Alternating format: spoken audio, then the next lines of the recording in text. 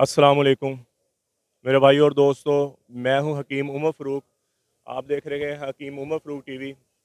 आज लाहौर इज्तिमा का आखिरी दिन था, इख्तिताम पज़ीर हुआ है दुआ के बाद, और हज़ारों लाखों की तादाद में लोग निकले हैं और अल्लाह के रास्ते में फ़ी सबीलिल्लाह मेहनत के लिए और अपने लिए, ताकि लोग जहन्नम से बचकर जन्नत में जाने वाले बन जाएं और उनकी ज़िंदगी नबी पाक सल्लल्लाहु ताला अलैहि वसल्लम की ज़िंदगी के मुताबिक हो जाए। और ये दुआ तकरीबन 8:30 बजे हुई है और आहों सिसकियों के साथ ये इज्तिमा इख्तिताम पज़ीर हुआ है।